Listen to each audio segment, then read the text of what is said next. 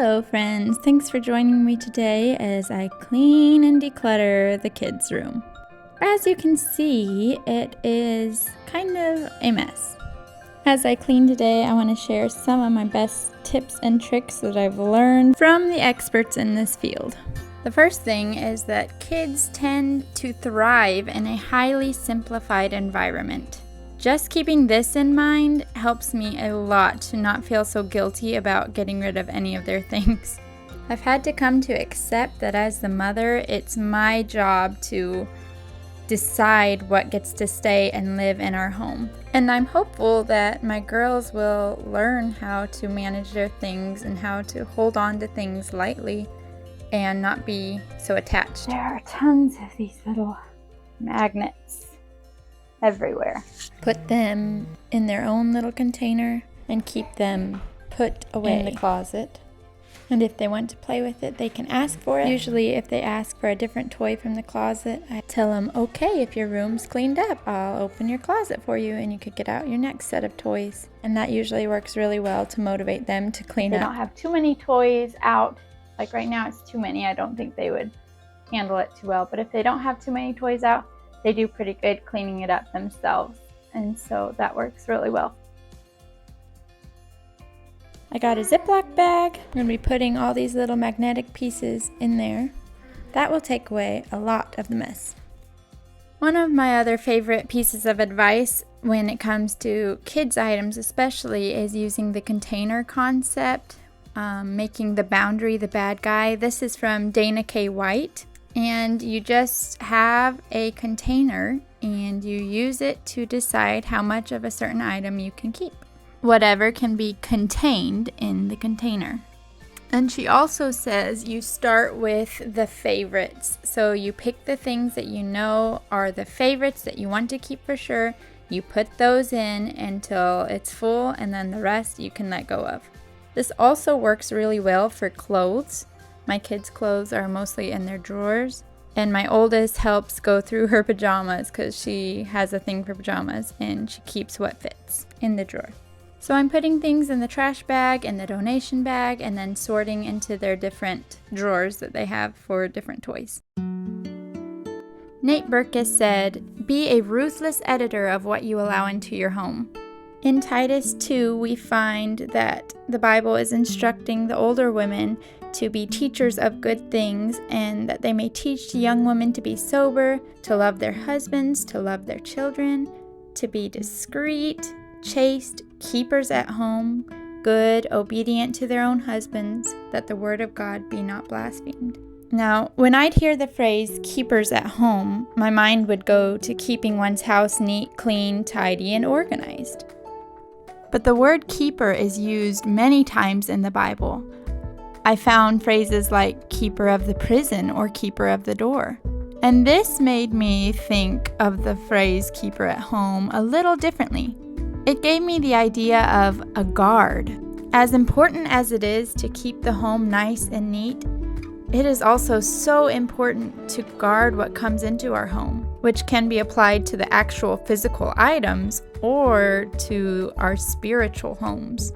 What kind of entertainment do we allow in our homes? What kind of music? Are we being ruthless editors in these areas as well? Okay, so here is their closet, which needs a lot of work right now. It's been pretty neglected. It's not too bad, but can definitely use some help. My girls have way too many Sunday dresses, but for now they fit pretty comfortably, so I let them keep them. Using that container concept, taking up a lot of space in their closet. I'm gonna think what I could do with those. I could use this thing up there to hold some of their coloring books and things. So we'll see as we go along, but I just don't want those in their closet anymore, taking up floor space. The reason we have this giant bear is for sentimental reasons. It was one of the first things my husband gave me. This one is also sentimental. It was from when my daughter was born. Those take up a lot of room. There's their stroller. This is something I need to go through. This one is for my baby. I'll take that out. So I think they have 2 dresses each. One that my second child likes to wear the most. This is the one my first child likes to wear the most, so those go in there. Neither one of them really wear this one, which I think is adorable, so I think this one can go. They do like to wear these from time to time, probably because they're more comfortable. They're just kind of silky. We'll keep those in there. So that's 4 dresses, 2 for each of them. They each have a little pair of dress-up shoes, a couple purses, and some butterfly wings. That's that. Fits a little better in there. Getting these dresses out. What is in here? They use it to pull around their little horse. Like these can go in their shoe drawer. Oh, this is some extra toys. Oh, they like collecting little treasures. I think I put them in here to see if they would miss them, and they have not missed them. Why are these little things the things I get hung up on? It's hilarious. Some of this can go, some of this time will tell. This one has her little dolls in there. That one's fine. Animals in that one. I think I decided was this bin of their dress-up stuff. I'm going to put in this little basket that I had and keep it in their closet with their dress-up stuff. Because this thing just gets dumped, all these little pieces, and scattered through the room, and they're not actually like using it to dress up. It's not perfect, but it will keep the room from being messy all the time. So that can go right there.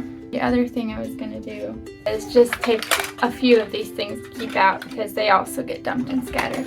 I could sort them out and then kind of rotate them as needed. So maybe keep one of each plate out, a couple cups, and a dish. I'll keep out 3 of these. Oh, you know what? This cup is broken. So this can go in the trash.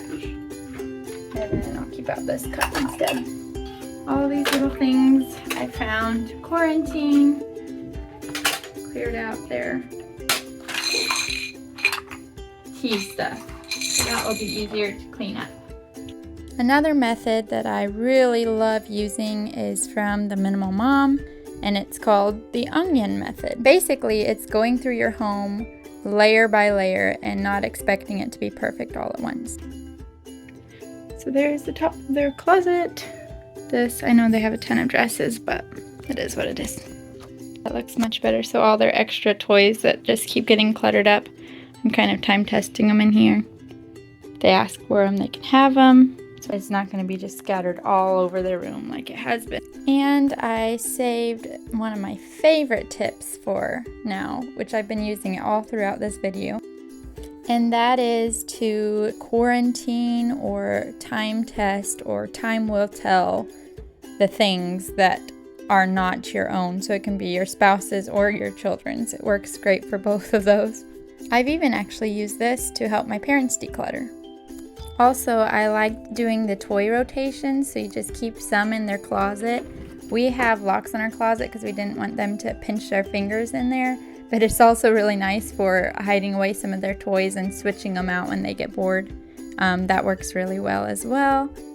Now their room is nice and tidy, and it will be a lot easier for them to manage, which means it's a lot less for me to manage, so I could spend my time doing other things other than just picking up their toys over and over and over. I was definitely scared getting rid of a lot of their toys, that they wouldn't be able to have fun and they'd just be sad and bored all the time. But they are so creative, they will play with anything. It's pretty cute to see them use their imagination, using their slippers as beds for their toys and whatnot. So I encourage you to give it a try and edit out those things that aren't adding value for your family. Well, thanks so much for watching. I hope you liked this video. If you did, give it a thumbs up and feel free to subscribe. See you next time.